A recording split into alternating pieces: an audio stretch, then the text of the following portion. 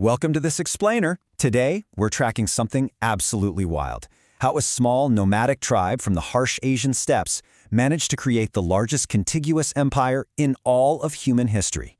We're going to look at the incredible military genius involved, especially the crucial role Genghis Khan played in actually building this thing from the ground up, and we'll trace the empire's explosive rise right through to its eventual massive collapse. It's an unbelievable story, so let's just dive right in.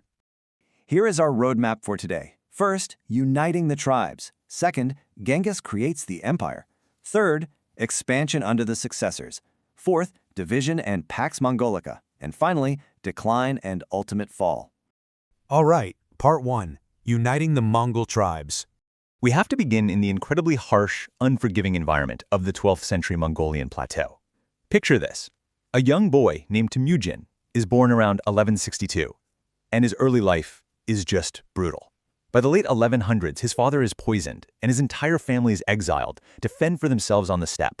But Temujin doesn't just survive this. He starts forming strategic alliances. He literally goes from being an abandoned outcast to the ultimate unifier of all these warring nomadic tribes. This decades-long struggle for supremacy actually culminated in 1206 at a massive gathering called a Kurultai.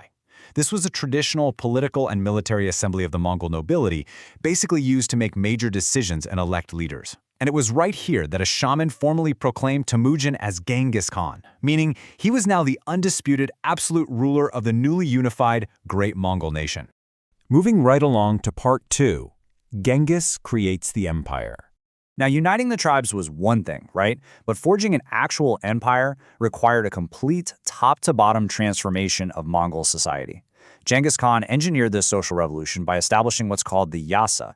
This was his supreme code of law. It strictly forbade theft, outlawed internal fighting, and honestly, this is super surprising for the era. It guaranteed absolute religious freedom for all his subjects.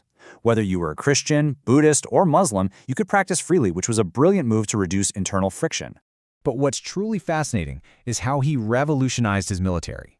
He instituted this incredibly strict, disciplined decimal system. He grouped men into units of 10, called arbands, then hundreds called zuns, thousands called mingyens, all the way up to massive units of 10,000 called tumens.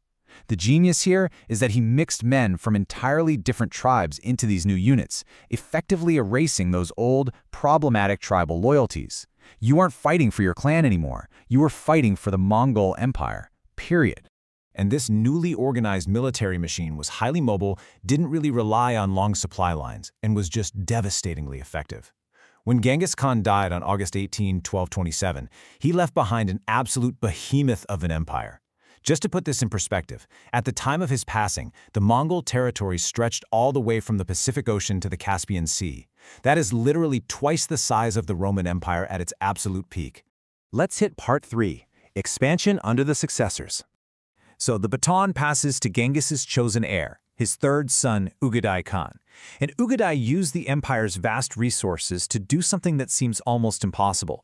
He launched massive, simultaneous invasions on completely opposite sides of the known world.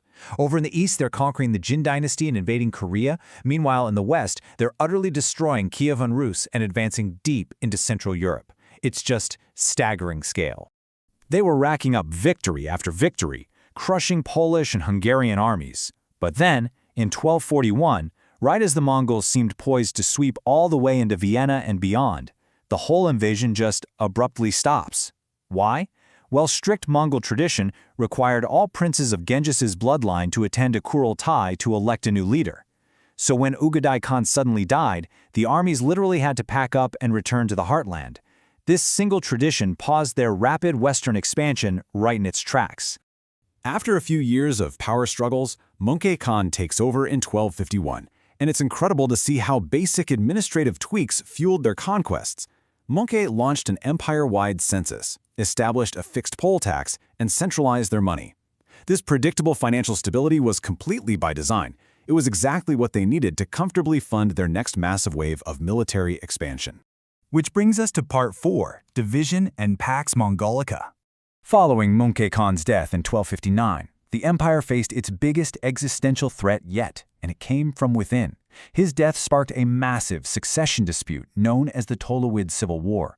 But this wasn't just a fight over the throne, it was a deep ideological clash. Basically, half the empire wanted to assimilate into the sedentary, cosmopolitan lifestyles of the lands they'd conquered, while the other half wanted to strictly maintain their traditional nomadic, steppe-based roots. Because of these deep divides, the once unified empire formally splintered. By the time Kublai Khan died in 1294, it had broken into 4 distinct autonomous states: the Golden Horde, the Chagatai Khanate, the Ilkhanate, and the Yuan dynasty. They were all essentially doing their own thing, pursuing their own separate objectives now.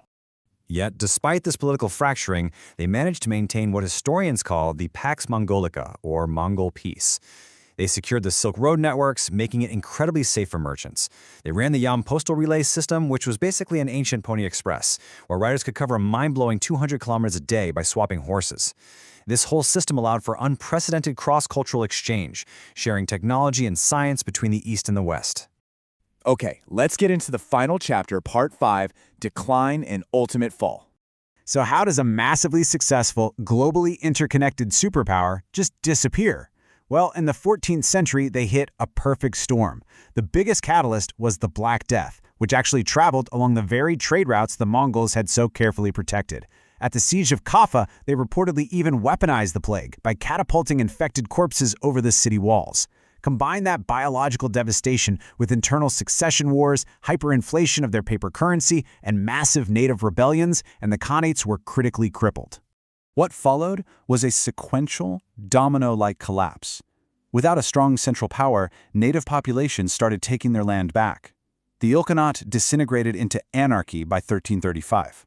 The Yuan dynasty was forced to retreat out of China in 1368. The Golden Horde lost its grip on Eastern Europe by 1480, and fragments of the Chagatai Khanate just barely held on until they finally fell in the late 1600s. So, while their massive empire eventually vanished, retreating back to the Mongolian plateau, their legacy is absolutely undeniable. By uniting the tribes, Genghis Khan and his successors permanently connected the East and West, facilitating an exchange of ideas, technology, and, yes, disease that forever altered human history. It really leaves us to wonder, when we look at our hyper-connected map today, just how much of our modern globalized world was actually forged by the Mongols. Thanks for joining me for this explainer, and I hope it gave you some cool insights into one of history's most fascinating empires.